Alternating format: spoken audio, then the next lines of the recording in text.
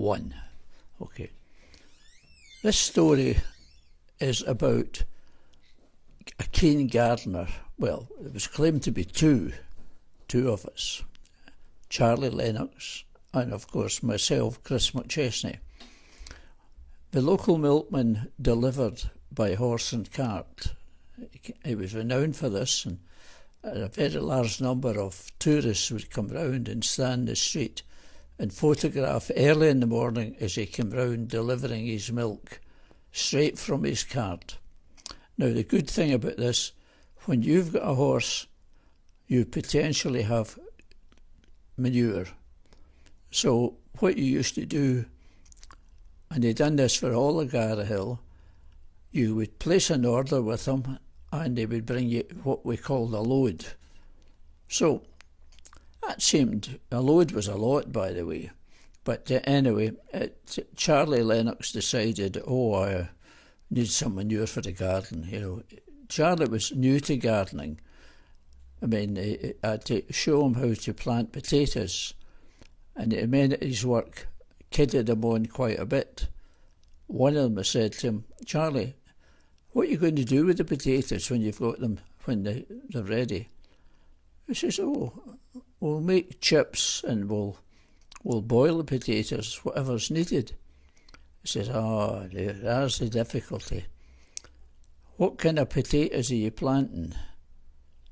He says, just potatoes. No, there's what you call chipper potatoes, and they're boiling potatoes. So what you've got to do is put them apart. And with the chipper potatoes, what you do before you plant them, you cut them up into chips and plant them.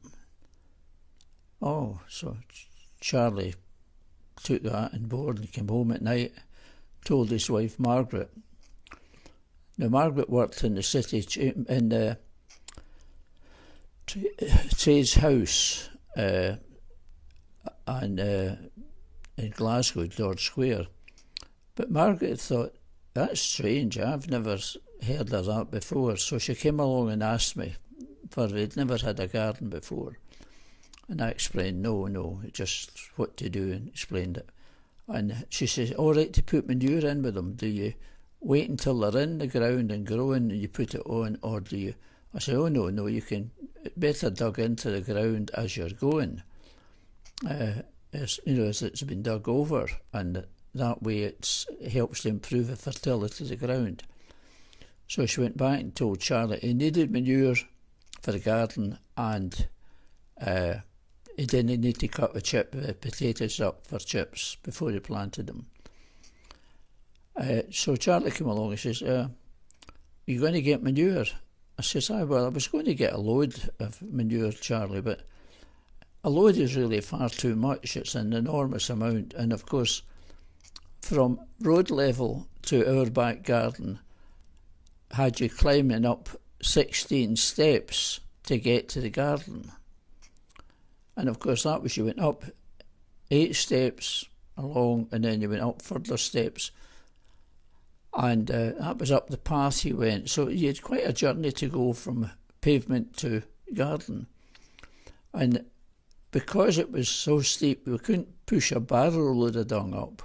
So what we had to do was fill the bin, carry it up, and it needed 2 people. So you done that, carried that up, emptied it in the garden, and then in due course away back down again. Now Charlie stayed not the door next to us, but one along from that. Anyway, I came home from work, and I knew it was roughly that day they were going to deliver the dung. Now, I came along the Edinburgh Road, and I was still about probably 300 yards away, and I could smell manure. And I thought, boys, it must be busy in the fields spreading that. So anyway, it turned into a street, and I noticed there was a very large number of people come up Brackney Road on the left-hand side.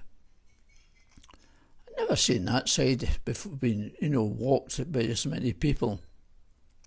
but most of the houses were on the right-hand side. Anyway, as I come in, as I was going to drive in and park, I realised there was something, a massive thing, about as big as a very, very large car in the area where I was going to park. I drove by, and of course some children gathered round this heap of what later turned out to be dung. Went by, turned, came round again and parked just a little bit up from it. And I said to the kids, now don't you be jumping on that and you get awful smelly and so on.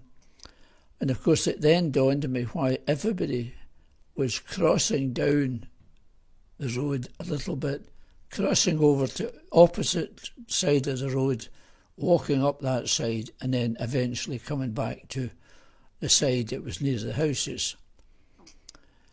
Anyway, Charlie came home from his work and a big smile, and he said, oh, good, that's good. And he says, how are you going to get round the back? I says, well, I was going to fill the bin, and he had a bin as well. So the idea was fill a bin, carry it through round between us, and so on. So Charlie brought his bin out. I filled his bin for him, and the pair of us carried it round the back, all the steps that I talked about, round, tipped it in his garden. And they looked at it and said, I think that'll be enough for me. I said, oh, come off it, come on, you're getting half of this load.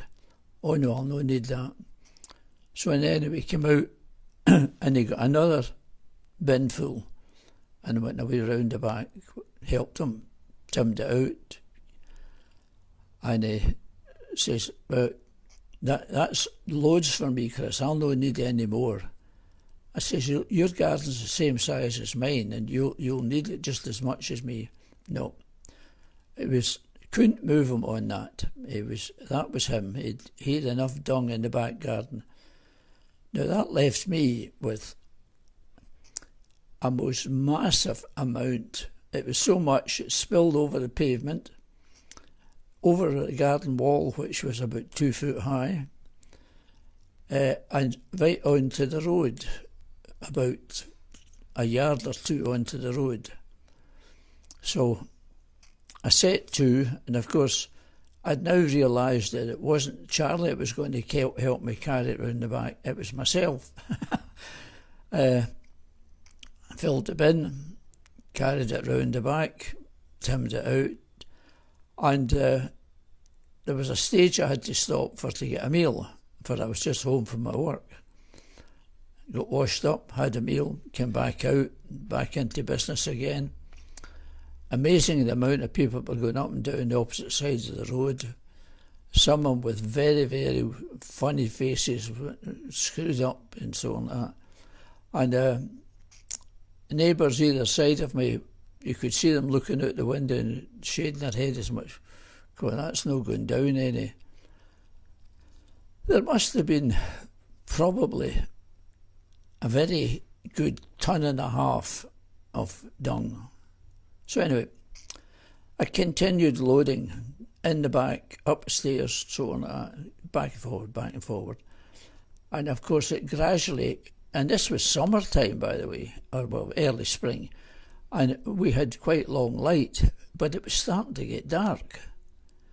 And I thought, I can't leave this any of this stuff lying in the pavement. What's going to happen is somebody will come walking up and trip over it and finish up rolling about in it, which is not a thing I'm sure they would do deliberately, but it was dark in colour and not very noticeable in the dark. So anyway, I continued as fast as I could. Still didn't manage to really do as much as I wanted. In due course, I hit the idea, well, I can't get it all round the back, so what I'll do is I'll shovel most of it over the wall, which meant it was going to be very difficult to move that because it would be a less easy area to work in.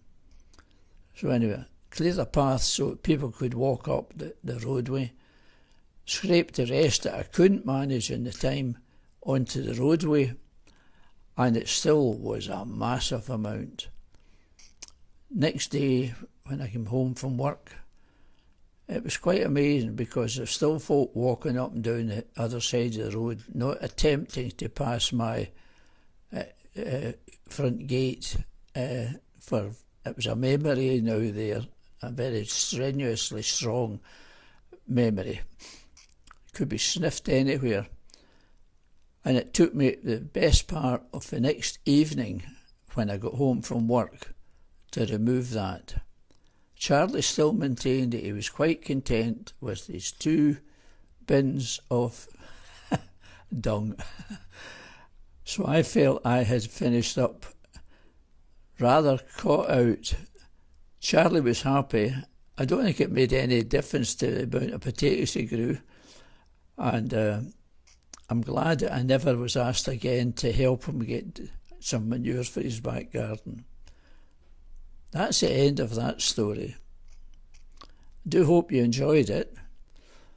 If you'd been around at the time, I'm quite sure you would have felt there was a real aroma that could not be forgot. And to this day, I still harbour that smell from time to time in my memory, which is not good. Bye just now.